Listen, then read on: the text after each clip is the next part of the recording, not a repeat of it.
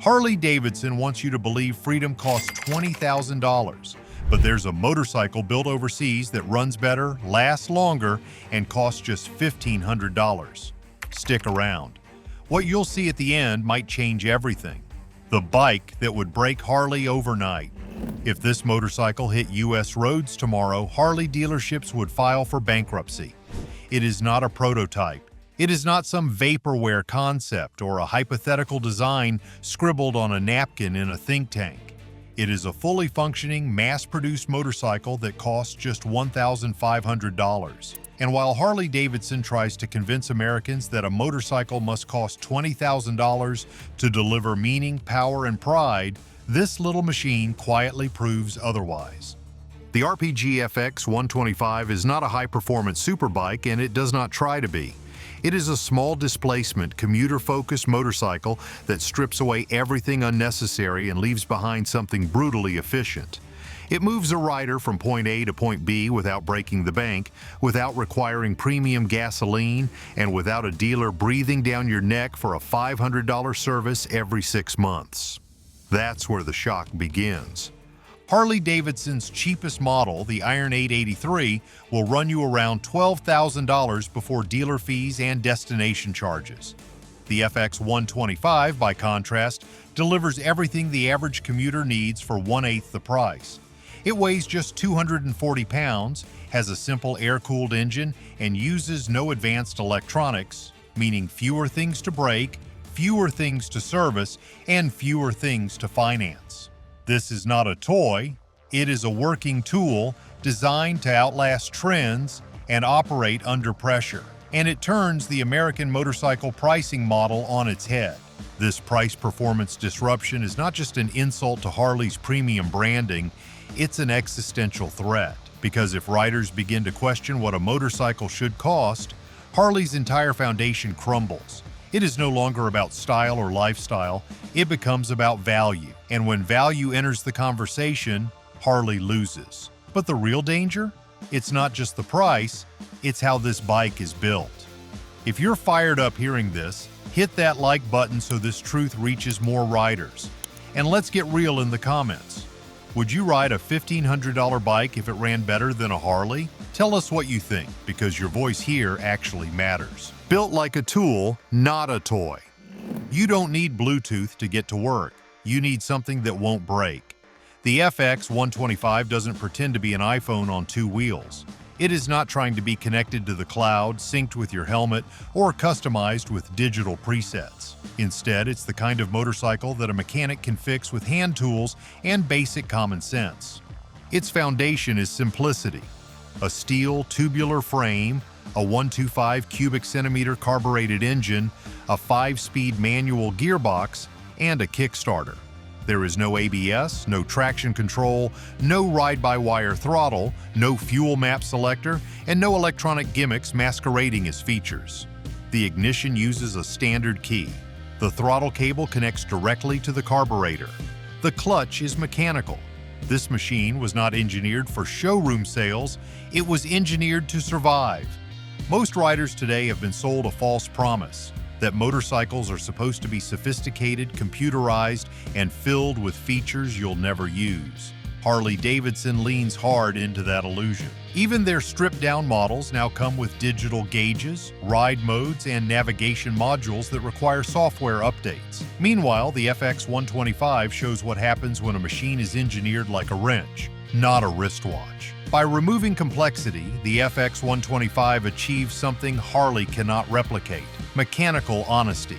What you see is what you get. No hidden electronics, no software bugs disguised as features, no need for dealer-only diagnostics. If a cable snaps, you replace it. If a part fails, you unbolt it. Simplicity is not a flaw. It's the feature Harley forgot how to build. And when you remove the clutter, something strange happens. The thing actually gets better. If you're riding smarter, not pricier, don't miss our hand-picked gear list in the description. It's built for real riders, when cheap beats premium. How did a $1,500 motorcycle beat a $20,000 Harley on build quality? The answer has nothing to do with magic and everything to do with engineering restraint. Simpler machines break less. And the FX 125 is about as simple as it gets. This bike doesn't have a computer that controls your throttle response. It doesn't have an infotainment screen to glitch out in the rain. And it doesn't need a dealer technician to reset a sensor every time the battery dies. Because none of those things exist on this motorcycle. And yet, somehow, the real-world reliability of the FX 125 puts Harley to shame. Mechanics across small towns in the American South have begun seeing imported versions of the FX 125, sometimes rebadged or rebranded. The feedback is nearly universal. This thing just runs. Riders have reported over 20,000 miles with minimal service beyond oil changes, chain tensioning, and the occasional valve check. Spark plugs last for years. The carburetor is easy to clean. And because there's no fuel injection or digital nonsense, the bike starts even after sitting in a cold garage for months. Now contrast that with the typical experience of a Harley-Davidson owner. Stories abound of faulty infotainment units, stuck ride modes, digital clusters freezing mid-ride, and touchscreens that refuse to wake up. Starter relay failures, immobilizer errors, dealer wait times stretching into weeks. The Livewire had software crashes. The Pan America had electronic suspension failures. And even the classic Sportster lineup, supposedly the brand's simplest offering, now relies on sensors and modules that make DIY repair nearly impossible. That's the uncomfortable truth. When you remove the electronics, the reliability improves. When you simplify the engine, the maintenance gets cheaper. When you ditch the chrome and focus on steel, you stop paying for style and start paying for strength. So if this little machine is better, why hasn't anyone heard of it? The silent ban. It's not illegal, but it's blocked anyway. You will not find the FX 125 at a dealership. You will not see it in the pages of American motorcycle magazines. And you will never test ride one unless you go to Mexico, the Philippines, or a Craigslist back channel. But make no mistake, the bike is real. And the reason you can't buy it has nothing to do with its quality. In the United States, motorcycles must meet a gauntlet of regulatory hurdles before they can be sold. The Department of Transportation mandates crash compliance standards. The Environmental Protection Agency requires exhaustive emissions testing. The National Highway Traffic Safety Administration insists on documentation, lighting protocols, safety labeling, and manufacturing traceability. These aren't unreasonable laws, but they are extraordinarily expensive to navigate. And that's the point. For a company like Harley-Davidson, which builds bikes in bulk and has entire teams devoted to regulatory compliance, these barriers are a speed bump. For small manufacturers of ultra-affordable motorcycles, it's a brick wall. To certify a bike like the FX 125 would cost more than the entire production run. It's not about quality, it's about access. This is where quiet protectionism becomes effective. Harley doesn't need to lobby directly against the FX 125. They don't have to run ad campaigns calling it unsafe. They simply rely on the invisible wall that certification builds. It's a perfect defense, legally justified, bureaucratically enforced, and nearly impossible to challenge. As long as the FX 125 stays out, Harley gets to sell affordable bikes for 10 times the price. But regulation was just the first line of defense because Harley's biggest weakness was still unspoken. The $20,000 brand that forgot its roots. Harley-Davidson was once the working man's motorcycle. Not a luxury, not a lifestyle, just a tool. From dock workers in Milwaukee to oil riggers in Texas, owning a Harley meant you had made it, but not in the flashy, gated community way. It meant you had earned your freedom through labor, and your bike was part of that identity. The rumble of a V-twin engine was as familiar in rural parking lots as it was on city highways. For decades, the brand embodied working-class pride, ruggedness, and American grit. Then came the price creep. A new Road King cost under $10,000 in the early 2000s. Today, even a basic Harley Cruiser can push $20,000 before taxes, fees, or accessories. Touring models soar past $30,000 without blinking. Finance departments now push 7-year loans as if motorcycles were homes. That shift didn't just affect affordability, it shattered trust. The people who built Harley's reputation were now priced out of their own culture. The guys who used to park at the front of the bar now walk past the showroom window like it's off limits. What made it worse wasn't just the price, it was the hollowing out of value. Riders could forgive inflation, maybe even style over substance. What they couldn't forgive was feeling lied to. More electronics, more features, more tech, but less reliability, less soul. Harley stopped making motorcycles for riders and started building rolling fashion statements for dentists and influencers. And when those loyal riders left, they didn't storm out in anger. They walked away quietly, wallets closed and helmets on, and when riders walked away, they didn't go where Harley expected. Where the real riders went. Not everyone rides for ego. Some ride because they have to. Veterans looking for peace. Rural workers needing fuel economy. Commuters dodging traffic in broken cities. These riders are everywhere, and most of them aren't riding Harley. They never could afford them, and they stopped trying.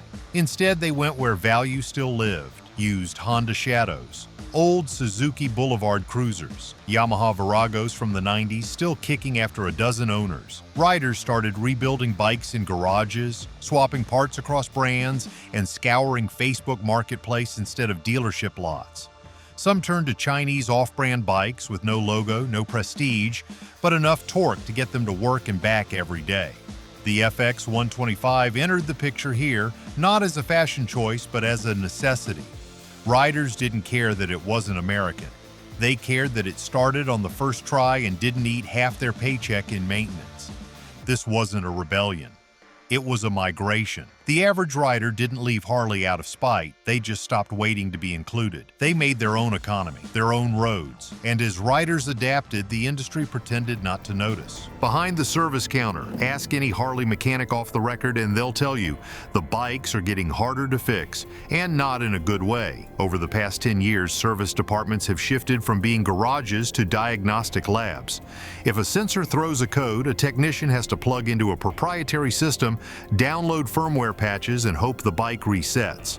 What used to be a 40-minute fix with a wrench now becomes a 4-hour saga involving Wi-Fi, software keys, and service laptops. Dealers love it. Each added hour is another billable block. Customers hate it, especially when a warning light leads to a $300 repair that turns out to be a false alarm. Parts aren't just expensive, they're back-ordered. Labor isn't just pricey, it's mandatory. Harley riders used to do their own work. Now they stare at engine compartments sealed tighter than a vault. What most riders don't realize is that service departments have financial quotas. Many dealerships make more profit from service than from selling bikes. And the more complicated the machine, the more repeat business. There's no incentive to simplify. In fact, there's incentive to confuse. Technicians themselves are frustrated. Ask them privately and they'll say the old bikes were better. They liked fixing things. Now they debug software written by third-party vendors overseas. Some of the best wrenches have quit Harley shops entirely. They work from home now, tuning up older bikes or helping riders modify imports like the FX 125 to be road legal in backwoods states. Harley's greatest weakness didn't come from Chinese factories. It came from the inside, when they turned their machines into mystery boxes. But the truth didn't stay in the shop. It made its way into backyards and garages. What they're afraid of you owning. You could buy a brand new FX 125 motorcycle, fully assembled and ready to ride, for less than the price of a Harley-Davidson seat upgrade, and that's the problem. This bike isn't just cheaper, it isn't just better value. It's a mirror, one Harley executives never wanted riders to look into. The FX 125 doesn't offer luxury, it offers honesty. It's not trying to impress, it's trying to serve. And in doing so, it exposes the bloated, performative nature of the modern American motorcycle industry. Harley's entire pricing model depends on margin. The base bike is a shell. Want saddlebags? Add $2,000. Want a touring package? Another $5,000. Want it to actually sound good? Better get the official exhaust. The FX 125 flips that upside down.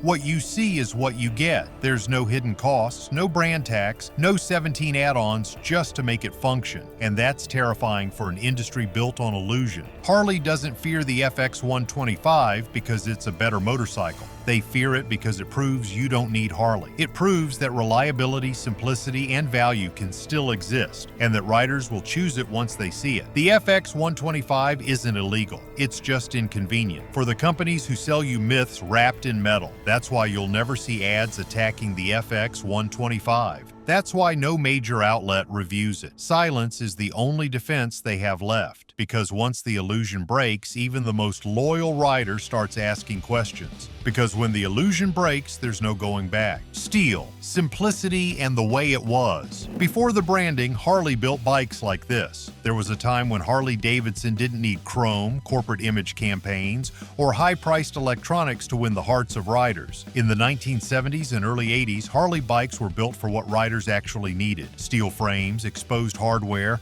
and a V-twin engine that rumbled without apology. The focus was on torque, durability, and rideability.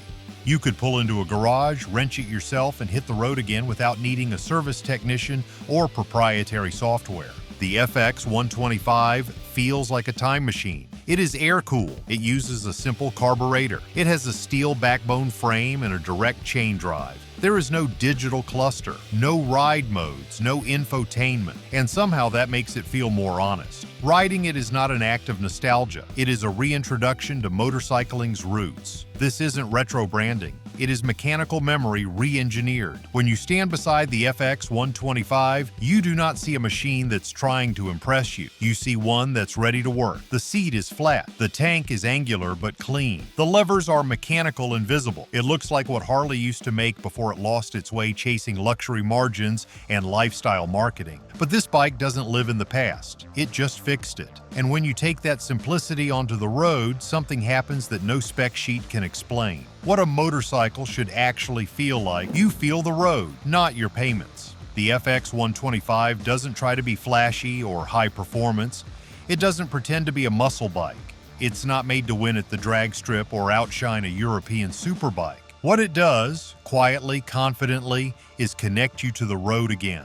The seating position is upright. The clutch feel is linear. The throttle response is direct. There's no digital lag, no ride-by-wire system deciding how much power you deserve. You twist the throttle and it moves. Not fast, but confidently. You downshift and the engine brake kicks in like you remember from your first real motorcycle. You hear the mechanical rhythm of the chain, the subtle clatter of the engine, the real vibration, not something filtered out by rubber mounts and electronic dampers. It doesn't hide its personality. It gives you something to ride with, not just sit on. Comfort comes not from plush seats or heated grips, but from predictability. In city traffic, it flicks through lanes with ease. On back roads, it handles curves like it was made for them. Light, planted, and completely intuitive. And perhaps most importantly, it feels alive without feeling expensive. There is no guilt, no monthly bill eating your budget, just you, a helmet, and the sound of wind over your shoulders. And yet, for all that goodness, Harley still wants you to believe it's not enough. Because if a bike this simple feels this complete, then what are you really paying for on a Harley? The price that broke the spell. When a $1,500 bike does more with less, the $20,000 price tag becomes a punchline. Harley-Davidson hasn't just inflated its prices, they've weaponized them. A base model Sportster now costs more than an FX 125, an aftermarket exhaust system, and a year of fuel combined. But that money doesn't go to performance or longevity, it goes to branding, it goes to showroom lighting, it goes to dealerships built like car boutiques, and a massive logistics network designed to upsell everything from floorboards to extended warranties. The FX 125's value exposes this entire illusion. It is not that this bike is underpriced, it's that Harley is overpriced. Deliberately. They add tech most riders don't need, then build service schedules around features most riders never asked for. Want to replace your touchscreen? That's a dealer-only part. Want to diagnose a check engine light? Better pay for the software. That's not value, it's entrapment. The FX 125 does what Harley once did, offers a complete ride for a fair price. It breaks the spell of prestige and asks a dangerous question. What are we actually paying for when we buy American motorcycles today? The answer is not parts, it's perception. And to protect that illusion, they called in reinforcements, because when pricing tricks weren't enough to stop the threat, they leaned on something stronger: policy. The regulatory racket. Harley-Davidson will never come out and say they fear competition from a $1,500 motorcycle, but they don't have to. They've already built the walls to keep it out. The FX 125 doesn't meet DOT certification not because it's dangerous, but because it was never engineered to pass tests designed by and for heavyweight American cruisers. EPA rules, safety testing fees, and obscure compliance categories make importing a bike like this nearly impossible. And that is exactly the point. Lobbying groups, some directly funded by American motorcycle manufacturers, have spent decades shaping the rules to favor complexity over accessibility. They claim it is about emissions, yet a 20-year-old Harley leaking oil gets a free pass, while a clean-burning single-cylinder import gets buried in paperwork. They say it is about crash safety, yet lightweight motorcycles are statistically safer in urban collisions. The truth is simpler. Simpler bikes mean lower profit, and if bikes like the FX 125 were allowed on American roads in volume, Harley wouldn't just lose sales, they'd lose their entire pricing model. They'd lose the illusion of premium. They'd lose control of the narrative. That's why Harley stays silent. They do not need to fight publicly. The system is already doing the job for them. And the system isn't just rigged against competitors, it's rigged against you. The law that keeps you poor. Washington will subsidize an $80,000 Tesla, but block a $1,500 motorcycle. That is not a conspiracy theory.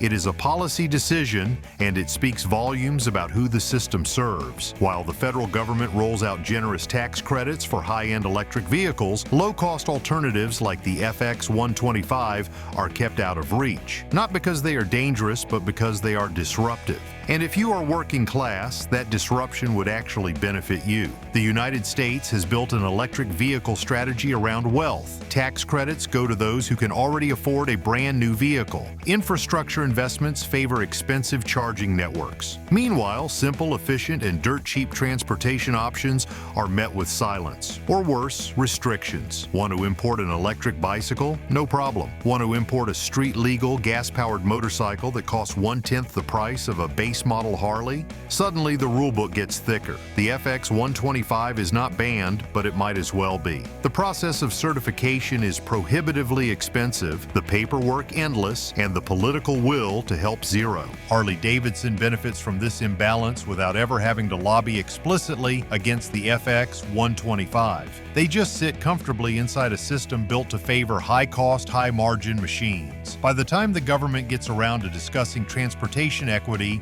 the damage has already been done. Tens of millions of Americans are stuck choosing between used clunkers and overpriced cruisers, because the alternative, the one that could actually help, is kept off the table. But the political tides are shifting. As more Americans ask why their tax dollars are subsidizing luxury while affordable options are locked out, the answers are getting harder to defend, and Americans are finally starting to notice. You're still here because you care about what's actually going on. Subscribe now. This channel digs deeper than the industry ever wants us to, and we're just getting started. The next revelation might hit even harder. Harley's real fear isn't China.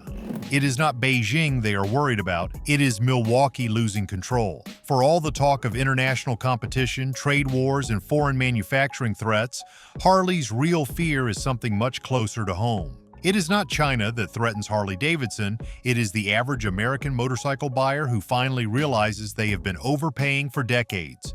Because the moment the FX 125 enters the conversation, something fundamental breaks, and it is not the bike. It is the illusion that reliability must cost $20,000, that American branding automatically equals superior quality, that to be a real rider you have to buy into chrome, leather, and debt. The FX 125 shatters that narrative simply by existing.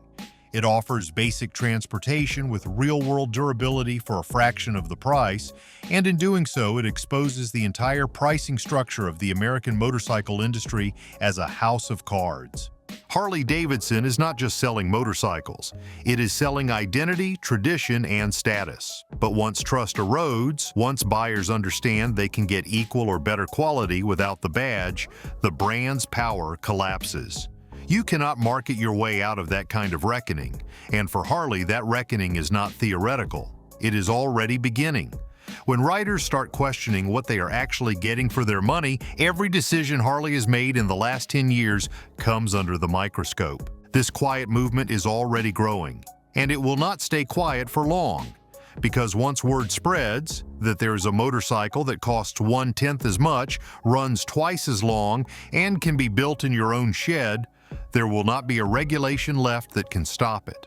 What happens when America stops believing in Harley? This is not just about motorcycles, it is about who still gets to ride.